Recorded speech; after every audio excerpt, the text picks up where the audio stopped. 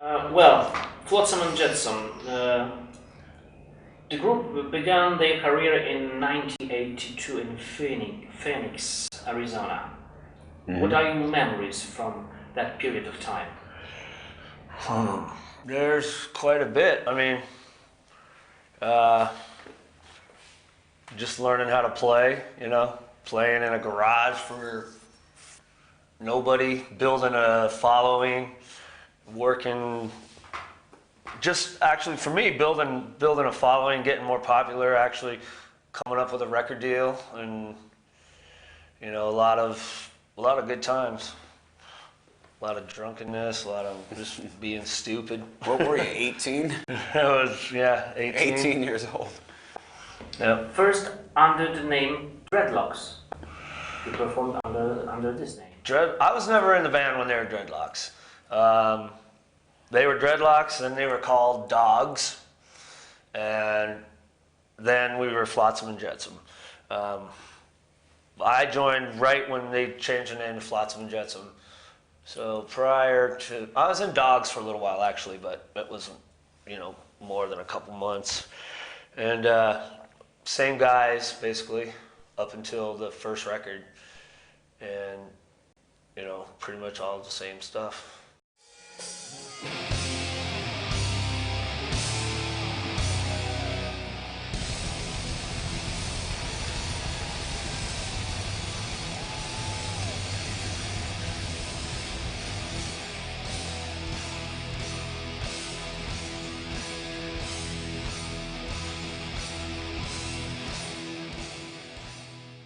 Can you tell us something about the first deal with Metal Blade Records, or not? At that time, they were there was like Metal Blade, there was Megaforce, basically the only two metal labels out there. So we were targeting them. I mean, if we were going to get signed, it was going to be from one of those labels. So we just kept, we sent them our demos. We sent them our new demos. We sent them 2 demos. We sent them a video of our show. And in that time, they picked I Live You Die to be on one of the Metal Massacre records. And so we had our foot in the door, and then I think we sent them a live tape of one of our shows, and they called like a couple days later and said, let's do a record. What about your debut album in 1986? Doomsday for the Deceiver? Mm-hmm. That's where it all started for us. That record came out and surprisingly enough got like reviews through the roof. At the time when Kerrang was still around, it got 6 Ks in Kerrang. No other album review had gotten that, and it kind of put us on the map. We had been writing those songs for 2 years before that came out. So, but that was the beginning of Flotsam and Jetsam, and to this day, classic.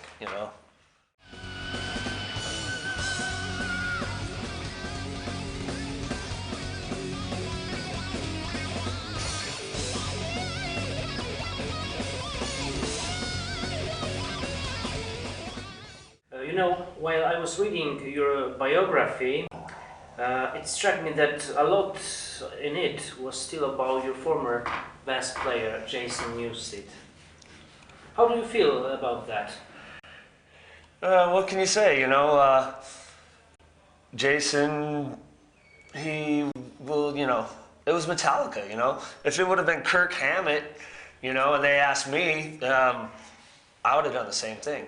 I can remember waking Jason up in the morning, showing him the newspaper ad that Cliff died. I'm like, you better start learning your Metallica songs. He's like, shut up, Ed. And then a month later, he's out flying to San Francisco auditioning. It was, but like I said, it was Metallica. How could you, not? Mm-hmm. Okay. No Place for Disgrace album was released in 1988. Yeah. I wasn't there. Any thought? follow up to Doomsday, you know, a lot riding on it. Jason had just left Flotsam, and we had our follow up, you know, to our debut album coming out. We had all the reviews from the first one, and you know, so we had to, you know, we had to walk the walk, talk the talk. Didn't Elektra pick you up? Yeah, we had changed from Metal Blade to Elektra Records, which a lot was of pressure. Major label. Spent a lot more money, and you know, in my eyes, Doomsday just as tough as, I mean, no place just as tough as Doomsday ever was. You know, with just a hint. Tough means good. Yeah, yeah, a hint more modern. You know, a little bit. What about performing in that period of time? Most important gigs? That we were, we did a lot. That's when we were touring our asses off. We were opening for Merciful Fate. We were opening for King Diamond. We opened for Megadeth. We played with Testament. God, who we played with? Anyone and everyone. And then we headlined ourselves. We did 87 shows with Prong, right, in that time. And for a band of our caliber, that was the only way that we could, you know, sell records, is to get on the road in front of many people as we can. And we took it to the streets as much as possible. That was the funnest part for me back then. Okay. Then was a record deal with MCA, and the next album, When the Storm Comes Down. Yeah, that was the third record, and you know, what can I say? A lot of people didn't like that record. The production, you know, we lost something somewhere. You know, I couldn't tell you where. You know, we had Alex Perialis doing all the knob trilling, mixing it, recording it. Great ears, you know. Did all the early Anthrax stuff, and what can I say? You know, we've lost. The songs were really good, but they didn't come across like they should have because of the production, and you know, we took a hit for it. Quattro. I think it's the best album in your career. Do you agree with that opinion? Quattro and Drift are definitely my two favorites out of them all.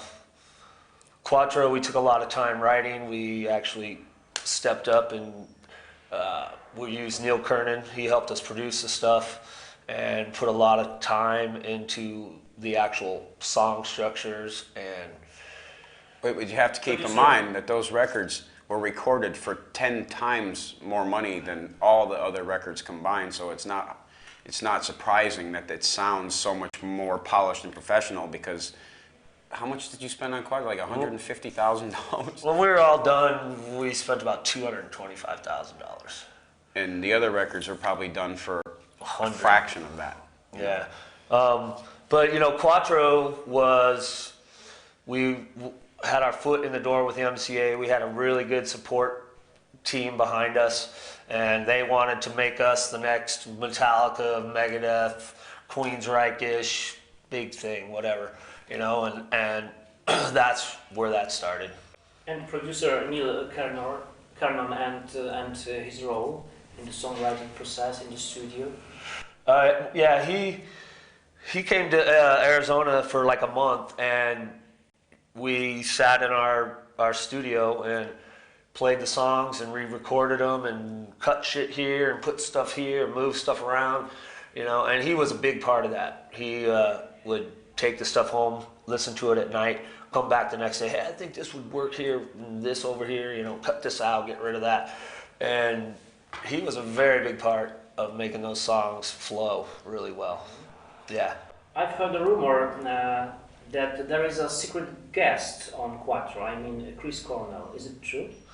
Chris wrote lyrics to. Forget about heaven? Huh? Forget about heaven? No, The Message. That's the name of the song. He wrote the lyrics. We tried to get him to come sing with Eric, but that just didn't work out. But he did write the lyrics. we actually had Dave Elfson from Megadeth wrote a song with us that is The Storm, Quattro, and Drift have all been re-released just this year, and all these bonus tracks with those songs on it are on this re-releases and stuff. Yeah, a bunch of extra stuff. Okay. Quattro album has got also support from MTV and radio stations. Well, yeah, we started to actually get a little bit of, radio play. That was strictly MCA. They had us slated. They were going to break us no matter what.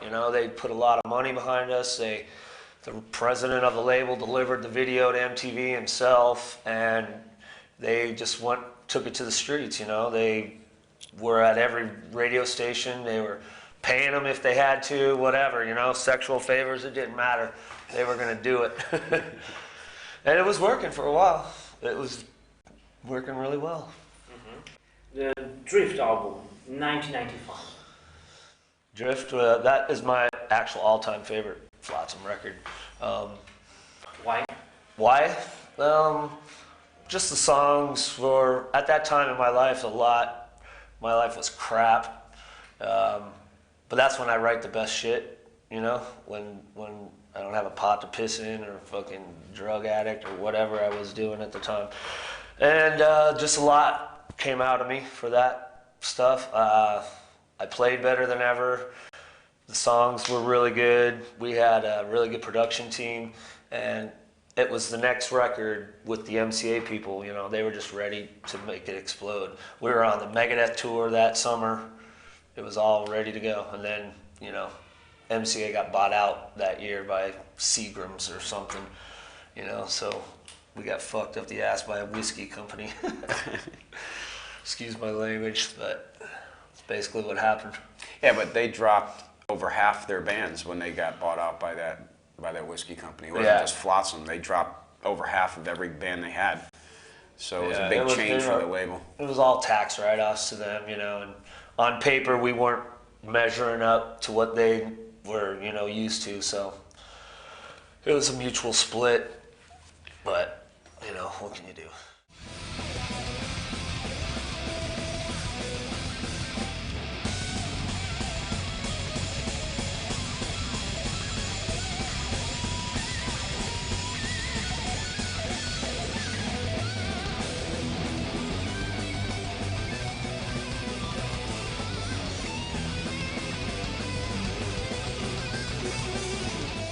The first single and clip from Drift was Smoke Out. I know you made this clip with about 300 persons. The video? Mm-hmm. Yeah, that was just a bunch of our friends in Arizona. We all just pretty much got together outside of our jam pad, and a bunch of our kids and family and all the knuckleheads we know, and just kind of invited them all down, drank a bunch of beer, filmed a video, had a good time. Basically all that was. Okay, next album, High, 1997. High. That's Craig came into the band then. Well, not for the recording, but for the tour. Mark Simpson and I joined at the same time. Yeah. To tour for that record. It was a long tour. It was 9 weeks in the States and 3 weeks in Europe. That was another cool record. I mean, I like all our records really a lot, like Craig said, Kelly and Mike, the original drummer and guitar player, they had split during the recording. So I did all the guitars basically on that record. So that was kind of a challenge, which was really cool. And then Craig and Mark jumped into the band, and we didn't miss a beat. We just kept doing what we're doing, touring. And then was Unnatural Selection, 1999. Yeah. First record with Mark and I, what can we say? We were back on Metal Blade, so, High was also back on Metal Blade. Yeah. So, the production values, reflect the budgets that you get to record. And it's impossible to make those records sound as big as Drift and Quattro when you're dealing with a fraction of of the recording budget. But you know, it was a big event for Mark and I because it was our first record with the band that we grew up loving. And you know, if anything, if we felt at the end, you know, could have been better, it's just production. You get what you pay for. And you know, so if we could do it over again, we wish we could do it with bigger budgets and better studios and make it sound as brilliant as Drift and Quattro, but we didn't have that you know, convenience. And you mentioned that it was the first album you recorded with the band. Do you remember the moment when you joined the band? Absolutely. Nick Menza from Megadeth put me in contact with them. I lived in Los Angeles. I didn't know any of these guys. They were all from Phoenix. And they had already started working with another drummer also named Craig from Houston. They were leaning toward, but Nick Menza, my friend at the time, and he was nice enough to mention me to them. So I was a direct referral from Megadeth. So they came in an audition, and Mark auditioned at the same time, and they hired us in the same time. And we just thought, we didn't know it was going to be anything more than a tour. You know, they had a tour booked with Nevermore. We did 9 weeks in the States with Nevermore, and then we did 3 weeks in Europe with Anvil and Exciter.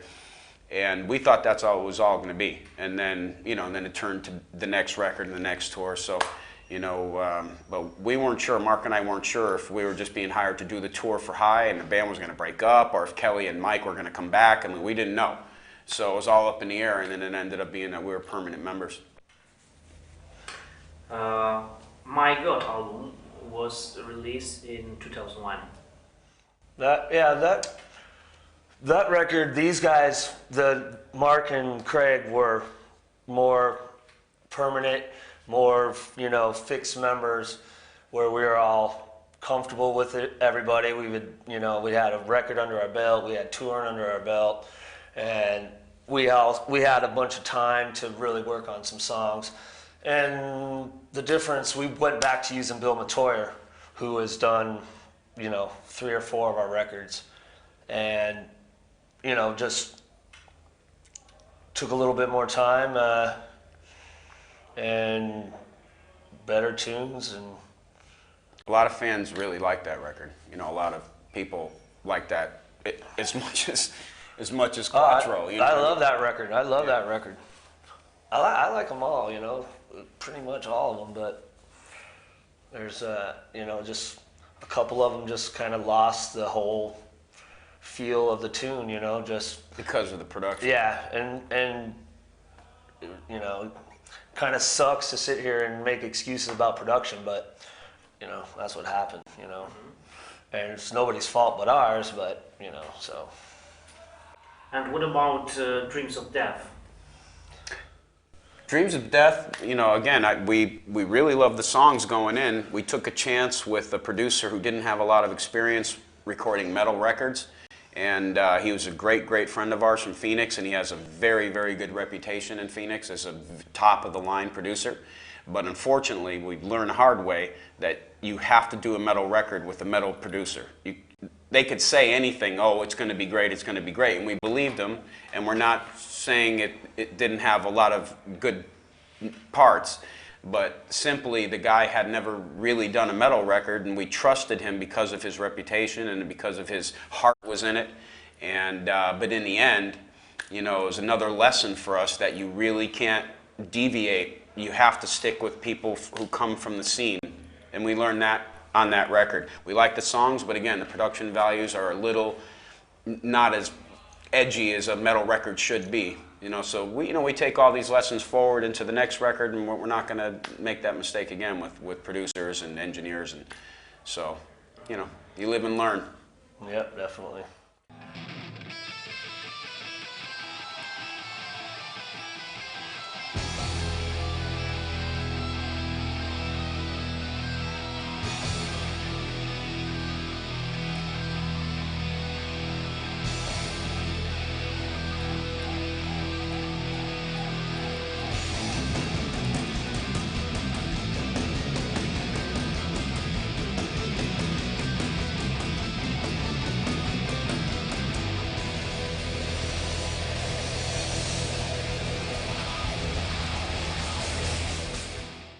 You said a lot about the past of the band. What about the future?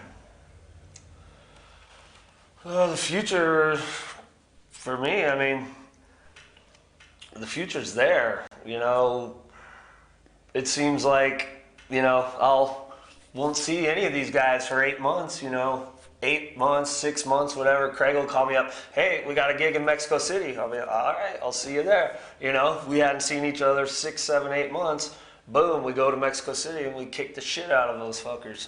You know, we're working on new songs right now, and the future is We have there. So we have a couple more records on our deal, and we have about 8 songs written for the new record. And every band says the new record's going to be great. It's going to be great, but we actually took 2 years to write these songs. Mark did a lot of work on them, and so we're feeling that, especially coming from the great vibe that we had from this European tour, I think that it's going to carry forward in the next recording, and I think you're going to get probably the best record, you know, and you know, I don't know, at least since My God. Yeah. You know, so I think we're very much looking forward to the new recording because it's very inspired music. You also recorded a DVD today on Metal Mania Festival. The show today? Yep. Yeah. Well, live show. I'd be excited to see that. Looked like it was pretty cool. But you have to understand, I thought we had a great show, but like we just played last night in Vienna and none of us slept at all. And then we had to play here in the afternoon. So what you got today was 5 guys with 0 sleep on a bus coming here from Vienna. And so, I think we pulled it off pretty good. I think so too. Okay. Thank you guys, and I wish you all the best. Thank you very much. Thank you.